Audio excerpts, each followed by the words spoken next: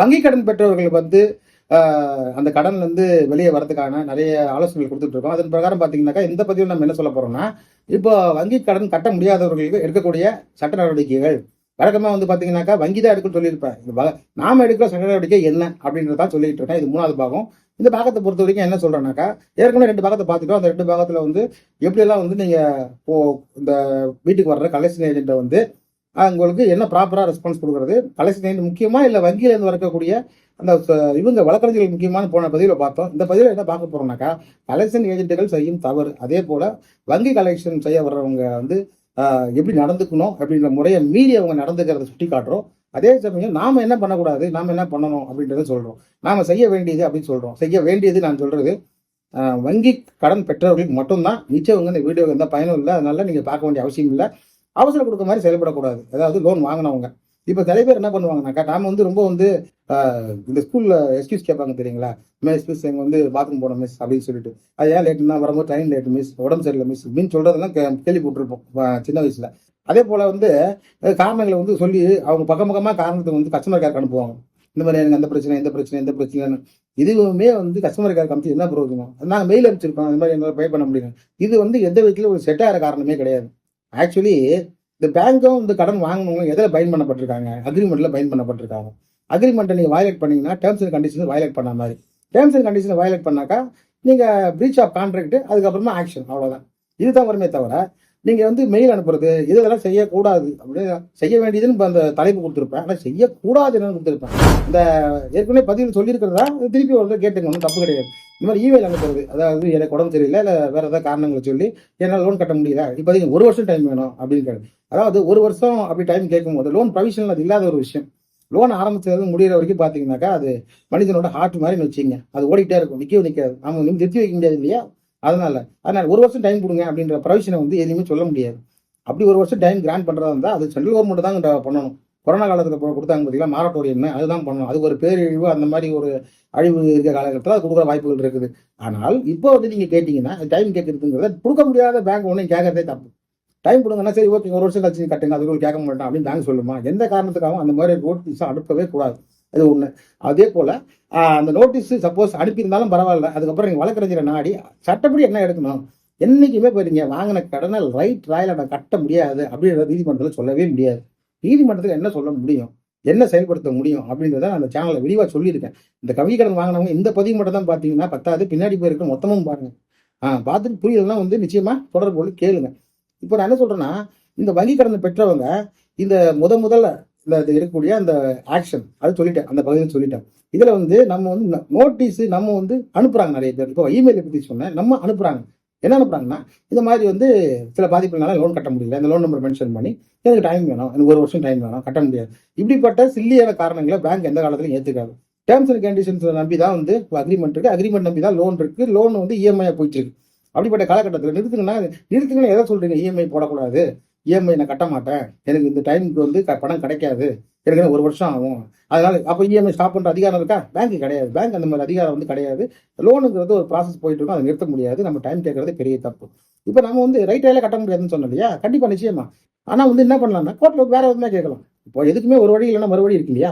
இப்போ கோர்ட்ல லோனை கட்ட முடியாது, நீதிபதி ஐயா விடுவிக்க வேண்டும், இப்படி ஒரு கேள்வி கேட்க முடியாது. ஆனால் இப்படி கேட்கலாம், நான் லோனை கட்ட முடியலங்க, ஏன்னா குடும்ப சூழ்நிலை வரும் காரணமாக கட்ட முடியல, இல்லை வேறு ஏதாவது காரணம் கட்ட முடியல, இந்த காரணத்தை கோர்ட்டில் தான் சொல்லணும். இது வங்கிக்கு சொல்லி எந்த பிரயோஜனமும் இல்லை. ஏன்னா வங்கியில் அதை கேட்க நிலைமையில் இல்லை. டேர்ம்ஸ் அண்ட் கண்டிஷன் வயலேட் பண்ணியா கலெக்ஷன் ஏற்றி வீட்டுக்கு வருவாங்க, அவ்வளோதான். அவங்க சொல்கிற பதில் வீட்டுக்கு வந்து ரெஸ்பான்ஸ் பண்ணலையா நோட்டீஸ் வரும், அவ்வளோதான். அடுத்த பதில் நோட்டீஸ் ரெஸ்பான்ஸ் பண்ணலையா அடுத்து ஆர்பிட்ரேஷன் எடுப்போம், அது வரலையா அதுக்கடுத்து நாங்கள் அவார்டு பாஸ் பண்ணுவோம், அதுக்கப்புறம் ப்ராப்பர்ட்டி சீஸ் பண்ணுவோம். இதுதான் அங்கே போகிற ஒரு மொழி. இதில் எப்படி நிறுத்தவே முடியாது. இந்த ஒரு எக்ஸ்பிரஸ் மாதிரி இது நிறுத்தவே முடியாது, வழியில நிற்காது. ஸ்ட்ரெயிட்டாக டெஸ்டினேஷன் தான். அப்படி இருக்கிற சூழ்நிலையில் வந்து டைம் கேட்கறது ரொம்ப தப்பு. அதனால இதை செய்யக்கூடாது. அதே போல் கலெக்ஷன் ஏஜென்ட்டுக்கு வந்து சட்ட நிலைமை புரிய வச்சு ஒரு வழக்கறிஞர் நோட்டீஸோ இல்லை வழக்கறிஞர் நோட்டீஸும் கிடையாது இருந்தாலும் சொல்லி வைக்கிறாங்க. ஏன் நிறைய பேர் நம்ம கோச்சிங் போகிறாங்க, வழக்கறிஞர் நோட்டீஸ் அனுப்புகிற இது கெடுக்குறீங்க அப்படின்னு. வழக்கறிஞர் நோட்டீஸோ அல்லது வந்து பார்த்தீங்கன்னாக்கா ஒரு ஒரிஜினல் சொல்லி ஃபைல் பண்ண காப்பியே காமிச்சுன்னா அவங்க வந்து சமாதானம் அனுப்பிச்சு போயிடுவாங்க. போன பதிவில் சொன்னேன், கேட்காதவங்களும் போலீஸ் ஸ்டேஷன் மூலமாக நிறைவேற்றிக்கலாம்னு சொன்னேன். இந்த பதிவை பொறுத்த வரைக்கும் முக்கியமாக சொல்கிறதுனாக்கா அதுக்கப்புறம் உள்ள ஸ்டேஜ் இப்போ வந்து டேர்ம்ஸ் அண்ட் கண்டிஷன் வயலேட் பண்ணுறதுனால அவங்க ஆர்பிட்ரேஷன் போவாங்க. ஆனால் ஒன்று நான் பிரிக்கப்பட்டிருக்கு, சட்டம் பிளஸ் லோன் பிளஸ் அக்ரிமெண்ட், இதுக்குள்ள தீர்வு. இந்த தீர்வு பிரகாரம் பார்க்குறீங்கன்னாக்கா இந்த கலெக்ஷன் ஏஜென்ட்டுகளை அந்த அளவில் நம்ம நிறுத்துறோமே, அதோட பார்த்தீங்கன்னாக்கா இந்த அளவில் பார்த்தீங்கன்னாக்கா வரக்கூடிய ரீகால் நோட்டீஸு, அதே போல் இந்த டிமாண்ட் நோட்டீஸு, இதெல்லாம் பார்த்தீங்கன்னாக்கா நீங்கள் ரிப்ளை கொடுக்கணும்னு அவசியம் இல்லை.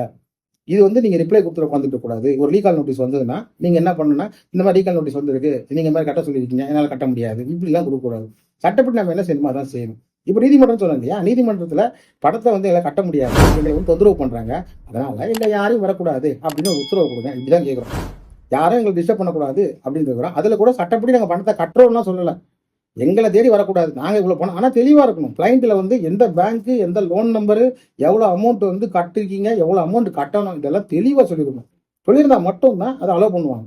ஏன்னா உங்கள் கடனை நீங்கள் கொடுங்க கொடுக்காதுன்றதை வந்து அந்த நீதிமன்றம் கவனிக்காது. இந்த கடனை வாங்கியிருக்கிறார் கரெக்ட், கடன் கொடுத்தவங்க வாங்க, வந்துட்டு உங்கள் பிரச்சனையை சொல்லுங்கள், சொல்லிட்டு அதே சமயம் இவங்களை வந்து நீங்கள் டிஸ்டர்ப் பண்ணக்கூடாது அப்படின்னு கேட்டு விசாரித்து அவங்களுக்கு இது வந்து ஒரு இன்ட்ரீம் இன்ஜெக்ஷன் ஆர்டர் கொடுக்குற அளவுக்கு ஒரு ரெஜிக்கு டைம் இருந்தால் கூட வங்கியில் அந்த அளவுக்கு அட்வொகேட்லாம் வரமாட்டாங்கன்னு தான் நான் சொன்னேன்.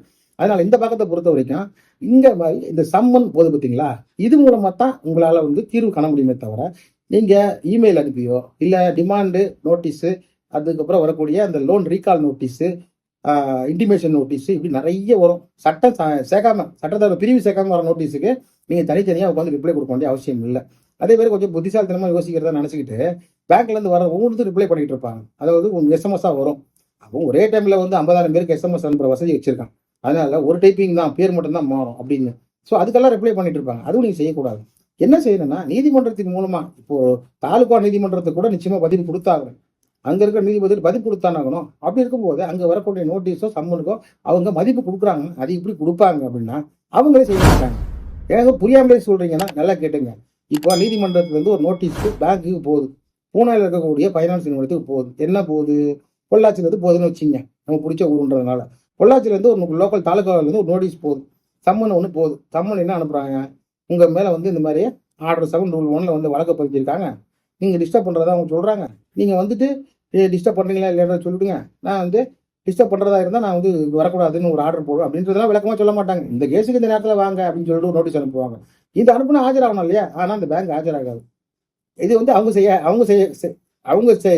ஆனால் அவங்க செய்ய மாட்டாங்க. அப்படின்னு அர்த்தம்னா அவங்க ஆஜராகணும் இல்லை, ஆனால் ஆஜராக மாட்டாங்க. ஏன் ஆஜராக மாட்டாங்கன்னா, பொள்ளாச்சி கோர்ட்டு நம்ம சொல்லிட்டோம் இல்லையா, இதே போல் இந்தியா ஃபுல்லாக இருக்கக்கூடிய எவ்வளோ கிராமங்கள் இருக்கும், எவ்வளோ நகரங்கள் இருக்கும், எவ்வளோ கோர்ட்டுகள் இருக்கும், அவ்வளோ கோர்ட்டில் தான் நோட்டீஸ் போகும். அவ்வளோ கோர்ட்டில் இருந்தால் ஃபைல் பண்ணால் நோட்டீஸ் அனுப்ப வேண்டியது நீதிமன்றத்தில் கடமை. யாராக இருந்தாலும் சரி, அது எப்பேற்பட்ட இந்தியா மூலமுடுக்கில் இருந்தாலும் நோட்டீஸ் அனுப்புனா வந்து ஆஜராகணுன்றது விதி, சட்டம். அப்படி இருக்கும்போது பேங்க்கில் அந்த அளவுக்கு அனுப்புகிற அளவுக்கு அட்வொகேட் கிடையாது. அப்போ இது எப்படி இருந்தாலும் அவங்க லீகல் டிபார்ட்மெண்ட்டுக்கு போன உடனே கவனத்துக்கு போயிடும். அப்போ என்ன பண்ணுவாங்கன்னா, சரி இவங்க என்ன கேட்டிருக்காங்க, டிஸ்டர்ப் தான் பண்ணக்கூடாது, சரி நம்ம டிஸ்டர்ப் பண்ண வேண்டாம், இல்லீகலாக பார்த்துக்கலாம், அவ்வளோதான். இதோட இந்த பார்க்க முடியுது. இதோட 5வது பாகம் அடுத்தது, அதை பாருங்கள். நான் எதுக்கு சொல்கிறேன்னா, இப்போ பார்த்தீங்கன்னா அடுத்த ஸ்டெப் அவங்க வந்து உங்களுக்கு வந்து கலெக்ஷன் ஏஜென்ட் வரது நின்றுடும். அதுதான் உண்மை. இப்போ எப்போ நீங்கள் ஃபைல் பண்ணி சம்மன் அனுப்பிச்சிட்டிங்களோ அடுத்த ஸ்டெப்பு என்னன்னு பார்த்தீங்கன்னா, ஒரிஜினல் சூட்டில் உங்களுக்கு கலெக்ஷன் ஒரு ஆள் நின்றுவாங்க. ஏன் நின்றுவாங்கன்னா உங்களுக்கு காட்டாது, ஏன்னா லீகல் ஸ்டேட்டஸ் அவங்க எடுக்க ஆரம்பிச்சிருவாங்க இல்லையா. இப்போ கொஞ்சம் நாள் ஆன கடன்கள்லாம் யாரும் வரமாட்டாங்க. அப்போ சூட்டாக அந்த கலெக்ஷன் வந்து கலெக்ஷன் பண்ணால் தான் உண்டு. அதே போல் கிரெடிட் கார்டுக்கு ஓவராக வந்து ப்ரெஷர் இருக்கும். கிரெடிட் கார்டு பொறுத்த வரைக்கும் கிரெடிட் கார்டு வாங்கினவங்களுக்கு ஓவர் ப்ரெஷர் இருக்கும். அதுக்கு என்ன காரணம்னா, அவங்களுக்கு வந்து பார்த்தீங்கன்னா லீகல் ப்ராசஸ் போகிறதுக்கு லிமிட்டேஷன், நிறைய லிமிட்ஸ் இருக்கும். ஏன்னா அவங்க செக் பவுன்ஸ் கேஸ் போட முடியாது, payment and settlement dispute act செக்ஷனில் போட முடியாது. இதெல்லாம் போட முடியாதுன்றப்போ அவங்களுக்கு ஒரே ஒரு ஆர்பிட்ரேஷன் தான். அப்படி இருக்கும்போது அவங்க என்ன பண்ணுவாங்கனாக்கா ஜாக்கிரதையாக இருப்பாங்க. அதனால அப்படியும் பண்ண முடியாத சூழ்நிலை வந்துடும். அதனால இந்த பக்கத்தை பொறுத்த வரைக்கும் இந்த அளவில் முடியுது. ஏற்கனவே எல்லாம் படிப்படியாக சொல்லிட்டோம். ஃபர்ஸ்ட் பாகத்தில் என்ன சொன்னோம், அவங்களுக்கு அறிவிப்பு கொடுக்கணும், ஸ்டேஷனில் வச்சு பேசிக்கலாம்னு சொன்னோம். 2வது பாகத்தில் என்ன சொன்னோம், அவங்களுக்கு வந்து முறைப்படி வந்து நோட்டீஸ் அனுப்புறதுக்கு நீதிமன்றத்தை அனுப்பணும்னு சொன்னோம். 3வது பாகத்தில் வந்து சம்மன் அனுப்பிச்சா சொன்னோம். இப்போ சம்மன் அனுப்பிச்சா வங்கி என்ன செய்யும் செய்யக்கூடாதுன்றதை சொல்லிட்டோம். அடுத்த பாகத்தில் ஃபைனல் ஆர்டரை பற்றி பார்ப்போம். வங்கி கடன் பெற்றவர்கள் ஓஎஸ்ஸை படிப்படியாக வந்து எப்படி ஃபைனல் ஆர்டர் வருதுங்கிறது தான் நான் பாகம் 1லேருந்து சொல்லிட்டு வரேன். இப்போ பொறுத்த வரைக்கும் இது 5வது பாகம், அடுத்தது இது 4வது, அடுத்தது 5வது. ஒருவேளை பாகத்தோட பேர் தப்பாக சொல்லியிருந்தாலும் நீங்கள் கரெக்டாக பார்த்து கண்டுபிடிச்சிங்க. நன்றி, வணக்கம்.